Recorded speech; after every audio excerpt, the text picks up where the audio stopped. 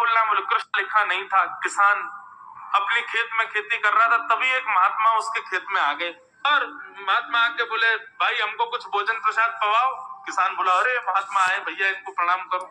किसान ने उनको प्रणाम किया, प्रणाम करके महाराज उनको भोजन प्रसाद पवाया। कहा महात्मा जी आप आए हैं, मुझे कोई गुरु मंत्र दे जाओ। महात्मा जी ने सुंदर गुरु मंत्र दिया, द्वादशाक्षर मंत्र दिया। बोले ये तो बहुत कठिन है, इतना कठिन नहीं, सरल सा दो। अष्टाक्षर मंत्र दे दिया। बोले ये भी कठिन है, कोई और सरल दे दो। आत्मा बोले कुछ नहीं, तुम इतना कृष्ण चंद्र बोल दिया करो बस। कृष्ण चंद्र बोले हाँ, इसी का नाम जब यही तुम्हारा गुरु मंत्र है।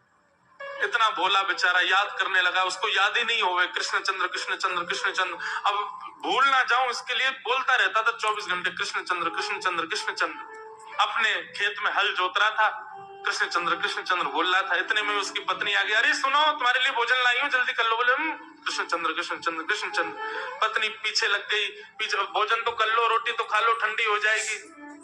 बोले अरे तू पीछे मत पड़, मैं भूल जाऊंगा, गुरुजी ने मंत्र दिया मुझको। पत्नी बोली अच्छा एक काम करो, आप भोजन कर आओ, तब तक आपके नाम को मैं रट लेती हूँ, मैं उसको संभाल लूंगी, पर जैसे ही आप आओगे फिर आपको सुना दूंगी, आप कर लेना। ठीक है। बोले क्या बोलना? बोले कृष्ण चंद्र। पत्नी बोली ठीक है। अब कृष्ण चंद्र बोलने लगी पत्नी। कभी कहीं जाए कभी कहीं जाए, कुछ करे। वो कृष्ण चंद्र बोलते बोलते घसीटे चंद्र हो गया। लौट करके अपने पति के पास, पति बोल हाँ वो मैं भोजन कर लिया, जल्दी गुरु मंत्र सुना दे मुझको, क्या था मैं तो भूल गया। बोले घसीटे चंद्र। वो उसी से ही हल जोतने लगा, घसीटे चंद्र घसीटे चंद्र घसीटे चंद्र। आकाश में वैकुंठ में बैठे हुए वैकुंठनाथ भगवान प्रसन्न हो गए और प्रसन्न होकर के बोले लक्ष्मी जी हम जा रहे हैं। बोले कहाँ? बोले किसान का उद्धार करने जा रहे हैं, उसको वैकुंठ लेके आएंगे। लक्ष्मी जी बोली आपका अशुद्ध नाम बोल रहा है वो, आपका अशुद्ध नाम उच्चारित कर रहा है वो, और आप कह रहे हो कि इसका कल्याण करूंगा मैं। ठाकुर जी बोले देखो नाम भाव कुभाव अनख आलसहु, नाम जपत मंगल दिश। नाम कैसे भी जपे कोई दोष नहीं है, बस भाव मेरे प्रति होना चाहिए। वो नाम भले ही गलत जप रहा है लेकिन उसके हृदय में तो मैं ही हूं ना। और एक बात बताऊं लक्ष्मी जी आपको? बोले क्या? बोले ये घसीटे चंद्र अशुद्ध नहीं है, मेरा नाम है ये भी। बोले क्यों? बोले जब हम छोटे थे तो बाल लीला कर रहे थे ब्रज में, यशोदा मैया खूब नहलाती धुलाती, वो बढ़िया सुंदर श्रृंगार करती, लेकिन हम पूरे नंद भवन में गुटमुन चल चल के कभी नीचे लुढ़क करके कभी ऊपर गिर के सब माला तोड़ लेते, अस्त व्यस्त वस्त्र कर लेते, घुंघराले केशों के ऐसे भुज्जा बना लेते, ऐसा रूप बना लेते। यशोदा मैया बोली आओ मेरे घसीटे चंद्र, सुबह कृष्ण चंद्र बना के भेजती हूँ, घसीटा चंद्र बन के आता है शाम को। तो बोले तब यशोदा मैया ने हमारा नाम रखो घसीटे चंद्र, तो इसलिए शुद्ध नाम है। तो ठाकुर जी के बहुत सारे नाम हो गए, कनुआ, गोपाल, गोविंद, माधव, कन्हैया। यशोदा जी का प्रिय नाम है कन्हैया। मैया लाल जी को इसी नाम से पुकारती है। ठाकुर जी अब धीरे धीरे 3.5 वर्ष के हो गए, और जैसे ही 3.5 वर्ष के भय महाराज, मानो जैसे उनके शरीर में स्प्रिंग एक्टिवेट हो गई हो। इतना ऊधम मचाते हैं, इतना ऊधम मचाते हैं, पूरी गोकुल की नाक में दम कर रखा ठाकुर जी ने। यशोदा मैया ने लाल जी को नूपुर पहना रखे। सवेरे जैसे ही ठाकुर जी उठते हैं, नूपुरों की आवाज आती है तो यशोदा मैया तुरंत रसोई घर से दौड़ के जाती है लाला के पास। लेकिन ठाकुर जी इतने चतुर हैं, यमुना तट पे जाते हैं और नूपुरों में बालू भर लाते हैं कि कल नूपुर आवाज नहीं करेंगे, सुबह उठ के हम घर से भाग जाएंगे कहीं और, मैया को पता ही ना चलेगी। ऐसा उधम मचा में अब ठाकुर जी वो लीला कर रहे हैं जिस लीला पर देवताओं को भी विश्वास नहीं हो रहा है। ऐसी लीला ठाकुर जी कर रहे हैं कि किसी को भरोसा ही नहीं हो रहा कि जगत नियंता जगदाधार ये कर सकता है। बोले ठाकुर जी क्या करते हैं? बोले ये मत पूछो क्या करते हैं, यूं कह रहे हैं क्या नहीं करते। जो माता पिता अपने बालकों को बहुत उद्यमी समझते हैं,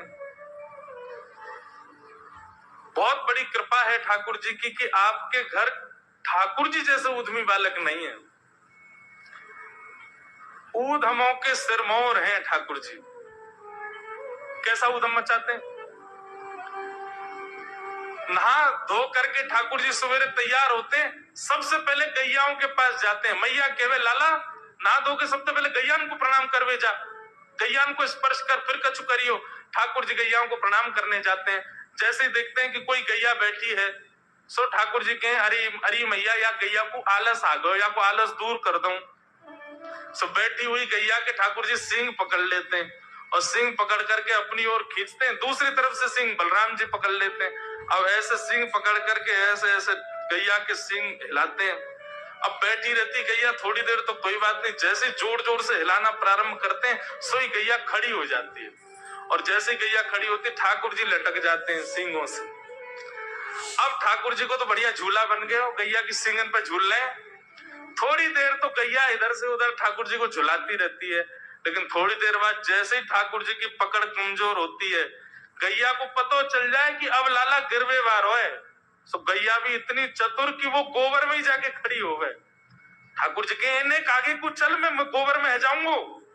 गैया कि ना अब तो मैं यही खड़ी रहूंगी, तुम गोबर में ही गिरो। और सो ही ठाकुर जी को हाथ छूट जा, मैया मैया बचाइयो, देख जे गैया मुझको गोबर में फेंक रही है। अब मैया जब तक बचावे आवे तब तक तो लाल जी के हाथ छूट जाए और ठाकुर जी गले गले तक गोबर के ढेर में जाके गिर जाए। फिर यशोदा मैया निकाले, कितनों सजाए लो कितनों ए लाला तू वैसे ही कारो, ऊपर से मैं तो को बढ़िया सुंदर बना के रखूं, लेकिन तू घूम फिर गया गोबर में ही आके चौ खेले। मोकू तो लगे तू पूर्व जन्म को सूकर दिखे। ठाकुर जी मन मन मुस्कुरा रहे, हाँ मैया जे बरा भगवान को अवतार भयो ना, जाने पृथ्वी की रक्षा करी हिरण्याक्ष से। भैया बोली हाँ वो मैं ही तो हतो, मैं जय जय हूं मैया, वो बरा भगवान ही जय जय, वही जय जय तेरे यहाँ लाला बन के आयो है। यशोदा मैया की बात न मत बनाए कर, नेक नेक बड़ो है क्यों बोलो सीखो, ऐसी बात बनावे, जय जय बोले अपने आप पे, नावे धोवे है ना मुंह पहुंचे ना, मैं जय जय हूं। ऐसी मधुर लीला ठाकुर जी कर रहे हैं। आकाश में 33 कोटि देवता ये लीला देख करके अपने नेत्रों पर विश्वास नहीं कर रहे। ऐसे मधुर ठाकुर जी। एक दिन नंद भवन में गैया ब्याह गई। जैसे ही गैया ब्याई, ठाकुर जी जैसे ही गैया ब्याती है ठाकुर जी वहीं खड़े हो जाते हैं। और बंधुओं शास्त्रों में आज्ञा है कि गाय जब ब्याह रही हो, बछड़े को जन्म दे रही हो या बछिया को जन्म दे रही हो, उस समय गैया जो होती है वो दो मुखी हो जाती है। एक मुख तो सामने है, और जब जन्म देती है तो बछड़ा या बछिया उसका मुख जब बाहर आता है तो दो मुखी हो जाती है। ऐसी दो मुखी गैया की जब आप परिक्रमा करते हो तो पूरे ब्रह्मांड की परिक्रमा का फल प्राप्त होता है। तो ठाकुर जी का नियम है, नंद बाबा की उंगली पकड़ के खड़े रहे, जैसे ही गैया ब्यावे वारी हो तो वाकू सहलाते रहे, जैसे ही गैया ब्यावे वारी हो, जैसे ही बछड़ा बाहर आवे सो ठाकुर जी वाकी परिक्रमा कर ले, परिक्रमा करके दंडवत प्रणाम करे, वाकू वाकी चरण रज को माथे से लगा में, और बछड़ा जन्म ले सो वाकू नवा में दुआ में वाकू अपने गरे से लगा में। एक दिन ठाकुर जी जोर जोर से रोने लगे। बछड़ा जैसे ही जन्म लियो बछड़ा ने, ठाकुर जी रोने लगे। नंद बाबा शांत करा में नहीं माने, बलराम जी ने शांत करायो नहीं माने। यशोदा मैया बोले लाला का भयो, तू रो क्यों रोए? बोले मैया मेरे संग बहुत बुरो भयो। यशोदा मैया बोली कहा भयो? बोले गैया के बछड़ा ने जन्म लियो।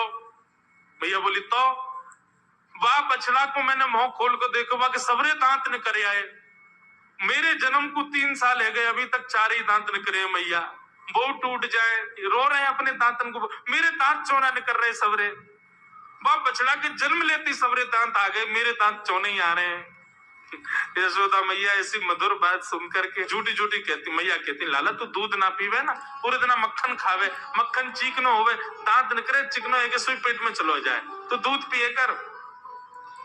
चोटी पकड़ के रोते मैया मेरी चोटी चौना भर रही। बलराम की चोटी देखो कैसी नागिन जैसी चोटी है वाकई, और मेरी चोटी कैसी है मैया, नेक सी पतरी सी। मैया बोले लाला तो दूध ना पीवे, दूध ते चोटी बड़े, बलराम देखिए ऐसा जग भर के दूध पीवे। सो ठाकुर जी दूध को पात्र हाथ में ले में, अपनी चोटी खोल ले में, और फिर चोटी पकड़ करके दूध पी में, और दूध पीते पीते नापते रहे कितनी बड़ी भई कि ना भई अभी। ऐसी मधुर लीला ठाकुर जी करते हैं। ऐसी लीलाएं हैं ठाकुर जी की कि उन लीलाओं को सुनकर के जो ज्ञान के मार्ग को नहीं समझ पाते, जो वैराग्य के मार्ग को नहीं समझ पाते, जो ज्ञान और वैराग्य से ठाकुर जी को प्राप्त नहीं कर पाते, वो इन लीलाओं से ठाकुर जी के हो ही जाएंगे।